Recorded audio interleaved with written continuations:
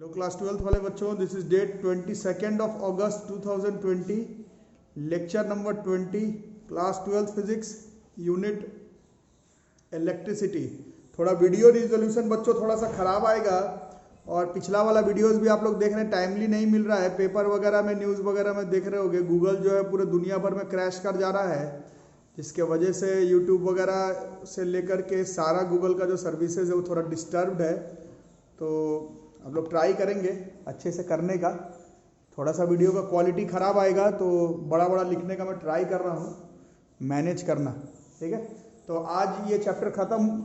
इस चैप्टर में अब जो आज का टॉपिक है वो है questions related with graphs and graphical representation. Resistance का सीरीज पैरेलल आप लोगों को बताया गया कि सिलेबस से हटा दिया गया है। फिर भी कुछ जो एक्साइटेड बच्चे हैं जिनको रेजिस्टेंस का सीरीज पैरेलल और सीखना है, 10th में तो था, 12th में बहुत सारा था, बट आपके सिलेबस से हटा दिया गया। तो जब अब बहुत जल्दी ऑफलाइन क्लास भी खुल रहा है, तो जब ऑफलाइन में जब आएंगे तो जिन लोगों को अलग से जानना है, बोर्ड्स में नहीं आएगा, मोस्ट प्रोबेबली इस बार जेईई नीट में भी नहीं आएगा, बट जिन लोगों को सीखना है एक अलग से क्लास दिया जाएगा रेजिस्टेंस सीरीज पैरेलल का, उसमें मैनेज कर लीजिएगा। बाकी ये चैप्टर हमारा दी एंड हो गया बोर्ड्स, और इस साल के जेईई नीट के हिसाब से ये चैप्टर खत्म। कुछ questions related with graphs and graphical representation अभी हम लोग करेंगे, इसको आप लोग अलग से तैयारी कर लीजिएगा। इसमें हमारा क्वेश्चन नंबर 1 लगाओ, इसका क्वेश्चन नंबर 1 है। अच्छा, ग्राफ से याद आया, इस चैप्टर का सबसे इंपॉर्टेंट टॉपिक स्टार्टिंग में आपको सिखाया गया था, effect of temperature on resistance, resistivity, या उसका उल्टा कंडक्टेंस एंड कंडक्टिविटी। किसमें किसमें? कंडक्टर में, इंसुलेटर में, सेमी कंडक्टर में और अलॉय में।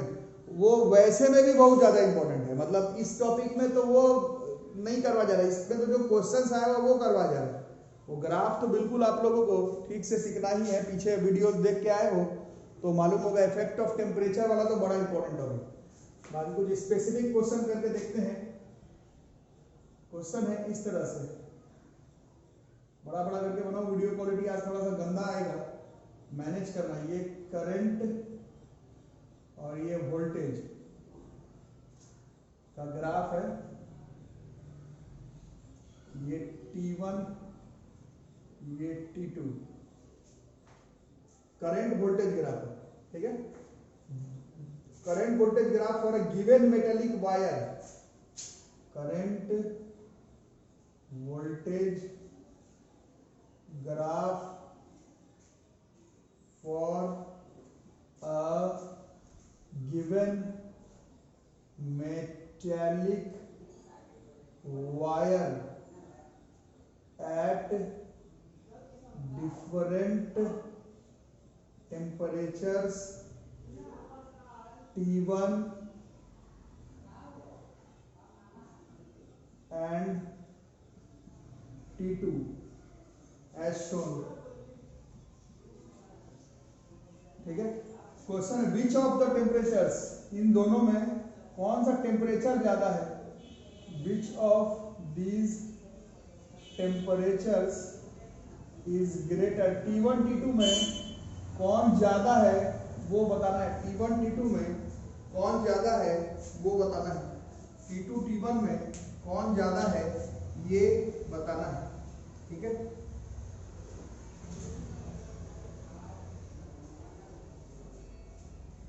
ठीक है, T2 और T1 में बड़ा बढ़िया क्वेश्चन है। T2 और T1 में कौन ज्यादा है वो बताना है, T2 ज्यादा कि T1 ज्यादा, ठीक। कैसे बताओगे T2 ज्यादा या T1 ज्यादा, बताओ। हाउ विल यू इलाबोरेट कि T2 ज्यादा है या T1 ज्यादा? तो सबसे पहले ओम्स लॉ का कॉन्सेप्ट लगाएंगे हम लोग, ठीक है। ओम्स लॉ, रेजिस्टेंस बराबर होता है V/I, ठीक है। अब ये 10th में भी आपको सिखाया गया है, नहीं सीखे हो तो अब सीख लो।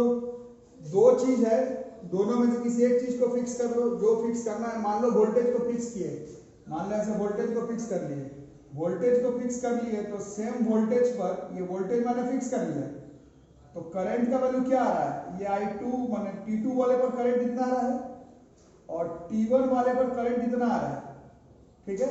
तो वोल्टेज को मैंने कांस्टेंट रखा है इस ग्राफ में, तो रेजिस्टेंस का करंट के साथ कैसा रिलेशन आ गया? रेजिस्टेंस का करंट के साथ इनवर्सली रिलेशन, मतलब जिसका करंट कम होगा उसका रेजिस्टेंस ज्यादा होगा। तो यहाँ कौन कम दिख रहा है? हमारे ग्राफ में हमें I2 I1 से कम दिख रहा है। इसका मतलब है सेकंड केस में जो रेजिस्टेंस है वो पहले वाले केस के रेजिस्टेंस से ज्यादा हो गया।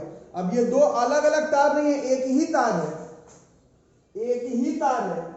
एक ही तार का रेजिस्टेंस अलग अलग कैसे हो सकता है? एक ही तार का रेजिस्टेंस अलग अलग कैसे हो सकता है? 10th में सीखे, 12th में सीखे। तार का रेजिस्टेंस तो सिर्फ तभी चेंज होता है जब आप तार के लेंथ और एरिया को काट कूट करते हैं, जो कि इसमें नहीं किया हुआ है। तो बस एक ही और कंडीशन बचा, टेम्परेचर बढ़ाने पर। और कंडक्टर का हम लोग याद किए, आप अपने कॉपी में पलट लीजिए, बहुत फेमस कॉन्सेप्ट है। कंडक्टर का टेम्परेचर बढ़ाने पर रेजिस्टेंस बढ़ता है, ये आपको पढ़ाया गया, इसका ग्राफ भी बताया गया। तो यहां पर हमें बाई चांस मालूम चल रहा है कि रेजिस्टेंस उसी वायर का T2 पर रेजिस्टेंस ज्यादा हो गया। एक खास टेम्परेचर पर तार का रेजिस्टेंस ज्यादा होना सिर्फ तभी पॉसिबल है जब आपने टेम्परेचर बढ़ाया हो। इसका मतलब है for a given metallic wire, अगर तार एक ही है तो इस क्वेश्चन में, इस डायग्राम में हम लोग ऐसा कह सकते हैं कि T2 जो है वो T1 से ज्यादा होगा। क्यों? क्योंकि resistance of a conductor increases with temperature. ये अलग से पढ़ाया गया है, वीडियो 2 या फिर 3 में होगा, 2 या फिर 3 में होगा, तो उसको एक बार मिला लेना, ठीक है। बड़ा फेमस कॉन्सेप्ट है, इस तरह का क्वेश्चन बनाते समय शर्माना नहीं। अब ये क्वेश्चन देखो बच्चों, इस बार है voltage current graph. Voltage y axis पे है, करंट x एक्सिस पर है। अब दो तार है, दो अलग अलग तार है, बट दोनों का मटेरियल सेम है, रेडियस सेम है, लेंथ अलग अलग है, L1 L2। L1 L2 से बड़ा है, क्वेश्चन में दिया हुआ, मतलब जो तार का लेंथ L1 है वो L2 से बड़ा है। अब आपको पहचानना है कि L1 तार A का लेंथ है या फिर तार B का लेंथ है। L1 L2 से बड़ा है, ये दिया हुआ है, बट L1 को रिप्रेजेंट करने वाला जो कर्व है, जो तार है, वो A वाला है या फिर B वाला है, ठीक है। इसमें भी वैसा ही करेंगे कॉन्सेप्ट। कुछ लोग बता रहे R बराबर, हम लोग फॉर्मूला पढ़े, रो L बाई A होता है। इस क्वेश्चन में रो सेम है, कैसे पता चला? क्योंकि मटेरियल सेम है और एरिया भी सेम है। वो कैसे पता चला? क्योंकि तार का, दोनों अलग अलग तार है, पर दोनों का radius of cross section same दिया हुआ। इसका मतलब है इस क्वेश्चन में खेल जो है वो रेजिस्टेंस का लेंथ के साथ बन रहा है। मतलब जिस तार का इन दोनों में रेजिस्टेंस ज्यादा आएगा उसी का लेंथ ज्यादा आएगा, और इसमें लिखा हुआ है कि लेंथ L1 का ज्यादा है, तो जिसका रेजिस्टेंस ज्यादा उसी का लेंथ ज्यादा, और लेंथ ज्यादा L1 का है, तो वही हमारा आंसर हो जाएगा। तो अब हम लोग पिछले क्वेश्चन जैसा ही ओम्स लॉ फिट करेंगे। R बराबर V बाई I, दोनों में से I या फिर V में से किसी एक को फिक्स कर सकते हो। पिछले क्वेश्चन में मैंने V को फिक्स किया था, V नीचे था। इस बार आपका मर्जी, आप I को फिक्स कर ले, V को भी फिक्स करने पर हो सकता है। मान लो I को फिक्स किया, मान लो I को ऐसे फिक्स कर दिया, I फिक्स। इसी I पर आगे बढ़ाओगे तो दो अलग अलग वोल्टेज आएगा। I मेरा फिक्स है, वोल्टेज अलग अलग है, ये VA का है, ये B का है। क्योंकि मैंने I को फिक्स किया है तो ओम्स लॉ के हिसाब से कैसा रिलेशन हुआ? I मैंने फिक्स किया है तो R और B का कैसा रिलेशन हो गया? R और B का डायरेक्टली प्रोपोर्शनल का रिलेशन है। मतलब जिसका V ज्यादा होगा उसका R ज्यादा होगा इस ग्राफ से। तो यहां से तो साफ पता चल रहा है कि VB VA से ज्यादा है, मतलब RB RA से ज्यादा है और RL के प्रोपोर्शनल है। इसका मतलब है L1 तो खैर L2 से ज्यादा है ही, मतलब वो तो मेरे को मालूम ही था। B वाला का रेजिस्टेंस A वाले से ज्यादा है, मतलब B वाले का जो लेंथ होगा वो A वाले से ज्यादा होगा। और क्वेश्चन में लिखा हुआ है कि 1 वाले का लेंथ 2 वाले से ज्यादा है, तो B वाला जो है वो 1 का है। Which of this graph voltage change for L1? तो L1 का B वाला है, तो आंसर B वाला कर्व होगा। B वाला जो कर्व है वो इस क्वेश्चन के हिसाब से L1 वाले का VI ग्राफ को रिप्रेजेंट कर रहा है। इस तरह का क्वेश्चन आता है बच्चों सब तरह के एग्जाम में, थोड़ा दिमाग स्थिर रख के बनाना होता है। ये क्वेश्चन नंबर 3 देखो बच्चों, इस बार वोल्टेज करंट वेरिएशंस है। Voltage current variations, voltage current variations of two metallic wires X and Y at constant temperatures as shown. Assuming that the wires have the same length, length same है, explain which of the two wires will have greater resistivity. Resistivity किसका ज़्यादा होगा वो बताना है, किसका resistivity ज़्यादा होगा, किसका रेजिस्टिविटी ज़्यादा होगा वो बताना। ठीक है, तो एरिया के बारे में जिस क्वेश्चन में नहीं बोला हुआ रहे, जिस क्वेश्चन में एरिया के बारे में ना बोला हुआ रहे, तो उसमें एरिया को फिक्स मान लेंगे। तो रेजिस्टेंस का फॉर्मूला हमने देखा rho L by A, L तो लिखा हुआ है फिक्स है, और एरिया के बारे में कुछ नहीं दिया तो मान के चलो कि फिक्स है। इसका मतलब है रेजिस्टेंस रेजिस्टिविटी के डायरेक्टली प्रोपोर्शनल। इस पर प्रभाव सिर्फ तब पड़ता है जब टेम्परेचर पे चेंजेस होता है, तो वो भी फिक्स है, तो टेम्परेचर का भी प्रभाव नहीं। तो बस तुमको किसी तरह से रेजिस्टेंस निकालना है, जिसका रेजिस्टेंस ज्यादा होगा उसी का रेजिस्टिविटी भी जो है वो ज्यादा हो जाएगा। सिंपल ओम्स लॉ लगाएंगे, R बराबर V बाई आई। तब से बता रहा हूँ किसी एक चीज को फिक्स मान लो। इसमें मेरा V नीचे, जरूरी नहीं नीचे वाले को, आप ऊपर वाले से भी कर सकते हैं। मैंने फिर से नीचे वाले को किया है तो मेरा V फिक्स है, इसमें मेरा V फिक्स हो गया। तो I देखते हैं, तो ये है I Y, ये है I X। मैंने तो किसको फिक्स कर दिया भाई, मेरा तो V फिक्स हो गया।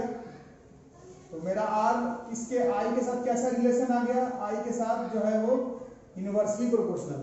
तो जिसका I कम है, इस डायग्राम में देख रहे हो Y का I कम है, इसका मतलब है रेजिस्टेंस Y का ज्यादा है, और जिसका रेजिस्टिविटी ज्यादा इस क्वेश्चन के हिसाब से उसी का रेजिस्टिविटी भी ज्यादा। तो Y का रेजिस्टिविटी ज्यादा होगा, ग्रेटर रेजिस्टिविटी पूछ रहा है किसका होगा, तो Y का रेजिस्टिविटी जो है वो X के रेजिस्टिविटी से इस क्वेश्चन इस ग्राफ के हिसाब से ज्यादा होगा।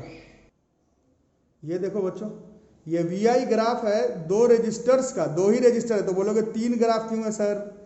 क्योंकि इसमें एक ग्राफ जो है वो उन दोनों रेजिस्टर के सीरीज वाले का VI कैरेक्टरिस्टिक VI कर्व है।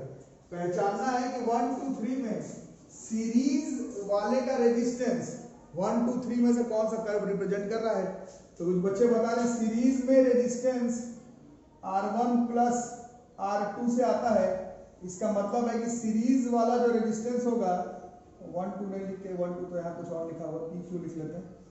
तो सीरीज वाला रेजिस्टेंस P वाले से भी ज्यादा होगा, PQ से भी नहीं, LM कर लेते हैं, L वाले से भी ज्यादा होगा और M वाले से भी ज्यादा होगा। बोलने का मतलब है तीन तार में से, और तीन तार नहीं है, दो तार है और एक उसका सीरीज का VI ग्राफ है। तीनों का स्लोप निकालेंगे तो रेजिस्टेंस निकलेगा। तीनों में जो सबसे हाई रेजिस्टेंस होगा वो कंपलसरी है कि दोनों का सीरीज ही होगा, है ना। सीरीज में रेजिस्टेंस क्या होता है, ऐड हो जाता है। तो एक का 4 है, एक का 3 है, तो सीरीज वाले का तो 7 होगा। तो सबसे ज्यादा रेजिस्टेंस वो 4 वाले से भी ज्यादा होगा, 3 वाले से भी। तो इन तीनों में से जिसका रेजिस्टेंस सबसे ज्यादा होगा वही सीरीज ऑफ 1 और 2 तार का शो कर रहा होगा। तो रेजिस्टेंस निकालने के लिए वही हिसाब किताब है। फिर से मेरा V नीचे है तो मैं ऐसे इसको बना लेता हूँ। मैंने फिर से V फिक्स कर लिया, आपका जो मर्जी आप कर सकते हैं। मेरा V फिक्स है, तो ये I1 है, ये I2 है और ये I3 है। साफ साफ ओम्स लॉ बताता है R बराबर V बाई आई। मेरे डायग्राम में V फिक्स है, मैंने जैसे बनाया है, तो मेरा रिलेशन R का I के साथ इनवर्सली प्रोपोर्शनल।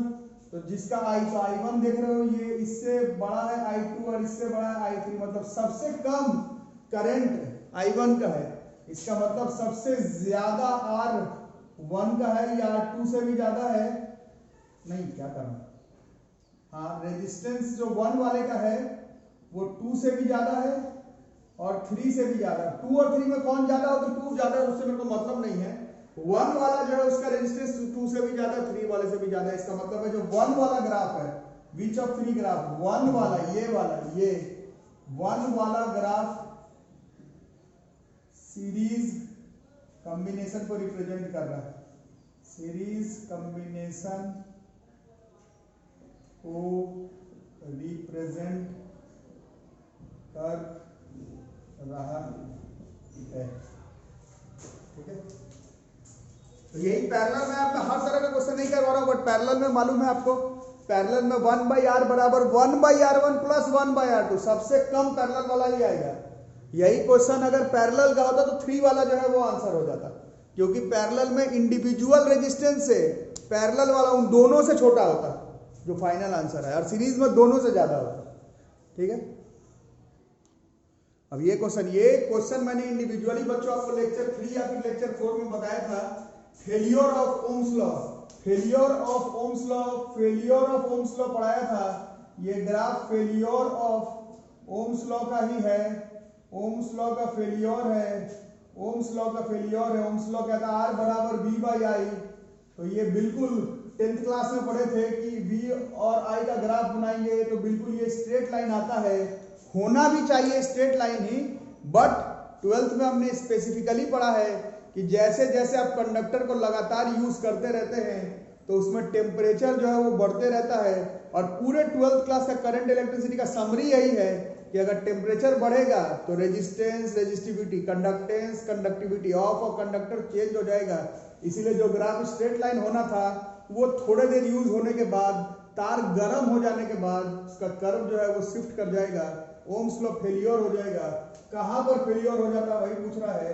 तो एट हायर टेम्परेचर्स, टेम्परेचर अगर हाई होने लगे, जो कि तुमको करना नहीं है, बहुत बच्चों को गलत फहमी रहता है टेम्परेचर गर्म क्यों करेंगे सर, तुमको गर्म नहीं करना है। उस तार में से करंट इलेक्ट्रॉन का फ्लो जैसे जैसे होता रहेगा तार खुद ही गर्म हो जाएगा। तुमको ऐसा नहीं कि तार को गर्म करना बाहर से ले जाके, ठीक है।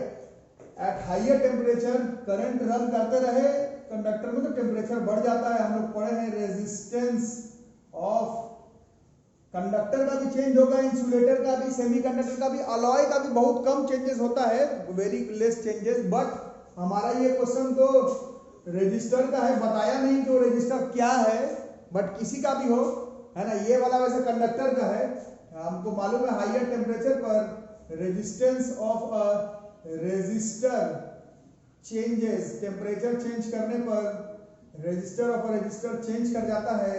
यहाँ पर ओम्स लॉ का कर्व का फेलियर हो जाता है और ये उसी का ग्राफ को रिप्रेजेंट कर रहा है।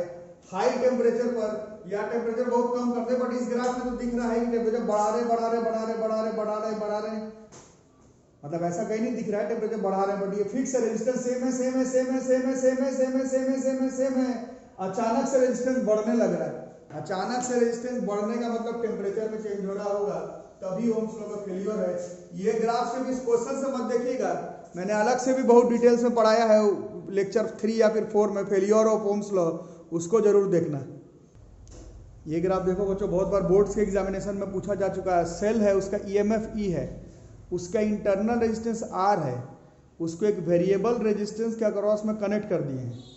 Plot a graph showing the variation of terminal potential भी, लेकिन उसका कैपिटल आर के साथ ग्राफ बनाना है। स्मॉल आर के साथ ग्राफ बनाना बड़ा आसान था, कैपिटल आर के साथ ग्राफ बनाना, टर्मिनल पोटेंशियल डिफरेंस का कैपिटल आर के साथ ग्राफ बनाना, और इस ग्राफ से बताना है कि किस कंडीशन में V और E बराबर हो जाएगा, किस कंडीशन में टर्मिनल पोटेंशियल डिफरेंस और ईएमएफ ऑफ अ सेल बराबर हो जाएगा।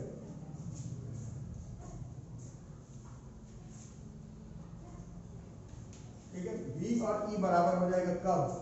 मुश्किल यह है कि बाहर वाला जो एक्सटर्नल रेजिस्टेंस है उसके साथ चीज बताना है, इस वजह से ये मुश्किल है। तो यहां पर हम लोग देखेंगे V बराबर आई आर, आई के जगह पर हम लोग ने पढ़ा है EMF of a cell by R, external resistance और इंटरनल रेजिस्टेंस ऐड हो गया इनटू आर। अब क्योंकि ग्राफ आर के साथ बनाना है तो इस पूरे इक्वेशन को डिवाइड कर देते हैं, इस पे भी यही ग्राफ बनेगा, dividing through out by, capital R से डिवाइड मार देते तो आर हटेगा तो ई, आर बाई आर 1 और ये आर बाई स्मॉल आर आ जाएगा। इस चीज का अगर हम लोग ग्राफ बनाते हैं, इस चीज का अगर ग्राफ बनाते हैं V का और R का, तो ये ग्राफ कुछ इस तरह से बनेगा। इस तरह से जो ग्राफ है ये स्ट्रेट लाइन तो आया नहीं क्योंकि पावर -1 पे चला गया, ये स्ट्रेट लाइन कर्व आएगा नहीं, ये कर्व ऐसा झुकता हुआ, कहां तक झुकता हुआ, तो उसके लिए फिर मैथ का कॉन्सेप्ट लगाएंगे। इस R का वैल्यू अगर इनफाइनाइट हो जाता तो ये R बाई इनफाइनाइट 0 हो जाता और E बाई 1 भी जो है वो E के बराबर हो जाता। तो R इनफाइनाइट पे चलते हो तब V और E बराबर हो जाएगा। तो अगर ये टर्मिनल पोटेंशियल डिफरेंस है, ये E के बराबर कब हो जाएगा? जब हमारा R जो है वो इनफाइनाइट पर आ जाएगा। तो ये V और बाहर वाला जो रेजिस्टेंस है, एक्सटर्नल रेजिस्टेंस, उसके साथ ग्राफ कुछ इस तरह से बनेगा। बोर्ड्स में आया हुआ बड़ा फेमस क्वेश्चन है इस चैप्टर का। देखो बच्चों, चैंपियन क्वेश्चन है इस चैप्टर का, चैंपियन क्वेश्चन है ग्राफिकल रिप्रेजेंटेशन का। ये चैंपियन क्वेश्चन है, ग्राफिकल रिप्रेजेंटेशन का चैंपियन क्वेश्चन है। ठीक से पढ़िए बच्चों, सिर्फ वीडियो देख करके या फिर थंबनेल चाहे वो देख करके क्या बोलते हो उसको टाइटल देख करके सीधा इस लेक्चर पर मत आ जाना। पहले का क्लियर नहीं है, 20 लेक्चर क्लियर नहीं है तो करंट इलेक्ट्रिसिटी पढ़ करके उस तरह का कुछ लाभ नहीं होगा। ठीक है, तो हमारा क्वेश्चन क्या कह रहा है, ये दोनों पोटेंशियोमीटर का ही तार है, मतलब दोनों तार है, मतलब दोनों पोटेंशियोमीटर है। पोटेंशियोमीटर आप लोगों को होमवर्क में भी कुछ कुछ चीज बताया गया था, नहीं क्यों तो इसी क्वेश्चन में लिखवा दूंगा। दोनों पोटेंशियोमीटर के लिए इस्तेमाल करने वाला तार है। पूछ रहा है इन दोनों में से किसका इस्तेमाल करोगे, ईएमएफ कंपेयर करने के लिए दो प्राइमरी सेल्स का। ये हमने पढ़ा है, पोटेंशियोमीटर का एक एप्लीकेशन है कि पोटेंशियोमीटर का इस्तेमाल हम लोग ईएमएफ कंपेयर करने के लिए करते हैं। तो बोलोगे सर दोनों का कर सकते हैं, ईएमएफ ही कंपेयर करना है ना, तो ईएमएफ कंपेयर करने के लिए तो हमें पोटेंशियोमीटर चाहिए। इसमें ए वाला तार भी पोटेंशियोमीटर का ही तार है, बी वाला तार भी पोटेंशियोमीटर का है, तो किसी का लगा देते, तो नहीं, यहीं पर बढ़े सेंसिटिविटी, यहीं पर वर्ड है सेंसिटिविटी। आप लोगों को बताया गया था सेंसिटिविटी, जो पोटेंशियोमीटर नहीं जिस पोटेंशियोमीटर, यही होमवर्क दिया गया। सेंसिटिविटी का अलग से कोई फॉर्मूला अभी नहीं है, रूल ये है जिस पोटेंशियोमीटर का पोटेंशियल ग्रेडियंट के जितना कम होगा, हिंदी में ही लिख लेना या इंग्लिश में, जितना कम होगा वह पोटेंशियोमीटर उतना सेंसिटिव, और सेंसिटिव का मतलब इस केस में अच्छा होगा। जो पोटेंशियोमीटर जितना ज्यादा सेंसिटिव, वो पोटेंशियोमीटर उतना सही, एक्यूरेट और बढ़िया माना जाएगा। और सेंसिटिव ज्यादा होने के लिए उसका पोटेंशियल ग्रेडियंट आपको कम करना होगा, पोटेंशियल ग्रेडियंट कम करना होगा। अब कल परसों पोटेंशियल ग्रेडियंट का फॉर्मूला बताया गया था, K बराबर V/L। अब इस ग्राफ में तब से देख रहे हो, किसी एक चीज को फिक्स कर लो, जिसको फिक्स करना है। इसमें L मेरा नीचे है, नीचे रूल नहीं है, आप B को ऊपर वाले को भी कर सकते हैं, बट मैंने मान लो कि L को ही फिक्स कर लिया। वैसे में भी इसमें L कांस्टेंट था दोनों का, तो L ही फिक्स करते तो ज्यादा अच्छा रहता। L को फिक्स कर लिया, L को फिक्स, तो ये हो रहा है VB और ये वाला हो जा रहा है VA, तो मेरा तो L फिक्स हो गया। L फिक्स होने का मतलब है पोटेंशियल ग्रेडियंट का V के साथ डायरेक्टली रिलेशन। इसमें मेरा कम V किसका है, B का V कम है, B का V कम है, इसका मतलब पोटेंशियल ग्रेडियंट B का कम है, और जिसका पोटेंशियल ग्रेडियंट कम है वही उतना ज्यादा सेंसिटिव। तो B वाला पोटेंशियोमीटर ज्यादा सेंसिटिव होगा, और पोटेंशियोमीटर के केस में सेंसिटिव का मतलब अच्छा। तो इसका मतलब है कि हम लोग इस क्वेश्चन में इस ग्राफ के हिसाब से B वाला जो तार है, इस दोनों ही पोटेंशियोमीटर का तार है, बट B वाले का इस्तेमाल करेंगे पोटेंशियोमीटर बनाने के लिए। पोटेंशियोमीटर का यहाँ पर तो कंपेयरिंग ईएमएफ बोला गया था, बट पोटेंशियोमीटर का 3 एप्लीकेशन है, पलट करके किसी का भी आ जाए तो वही होगा। एक होमवर्क बच्चों जरूर से आप लोग कर लेना, अभी तक नहीं किया हो तो मैं फिर से लिख भी देता हूँ। Why potentiometer is preferred over voltmeter, why potentiometer is preferred over voltmeter. ये पढ़ लो, ये पढ़ लो, और पढ़ के आप लोगों को एक बात बड़ा अच्छा लगेगा 12th वालों को कि आपका जो पूरा सिलेबस है करंट इलेक्ट्रिसिटी का, वो क्लास 12 का खत्म हो गया। इस चैप्टर में रेजिस्टेंस का सीरीज पैरेलल और कार्बन रेजिस्टर छोड़ दिया गया है। आपके इस बार के बोर्ड्स के एग्जाम में नहीं आएगा, मोस्ट प्रोबेबली इस बार के जेईई नीट के एग्जाम में भी नहीं आएगा, बट जिन लोगों को पढ़ने का शौक है, जब ऑफलाइन क्लास खुलेगा तो आराम से बैठ करके हम लोग रेजिस्टेंस का सीरीज पैरेलल और कार्बन रेजिस्टर करेंगे। सीधा वीडियो मत देख लेना, प्लेलिस्ट से देखना। और अगर सिलेबस नहीं है क्लास 12 का, अगर आपके पास रिड्यूस सिलेबस, तो मेरे से व्हाट्सएप करके मांग लो, टॉपिक मिलाना, 20 ही टॉपिक मिलेगा गिनना, और 20 लेक्चर पर हमारा ये चैप्टर कंप्लीट है। सारा टॉपिक मैच कर लेना। वीडियो को लाइक, चैनल को सब्सक्राइब कर लेना और हम लोग magnetic effect of electric current से अगले क्लास में मिलेंगे। वीडियोस थोड़ा आगे पीछे हो, क्वालिटी कम हो तो उसको मैनेज करना तुम्हारा काम है। ठीक है बच्चों, आज का वीडियो यहीं तक रहेगा। बहुत जल्दी ऑफलाइन क्लास भी स्टार्ट होने वाला है, तब तक मैग्नेटिक शुरू कर देंगे। Thank you.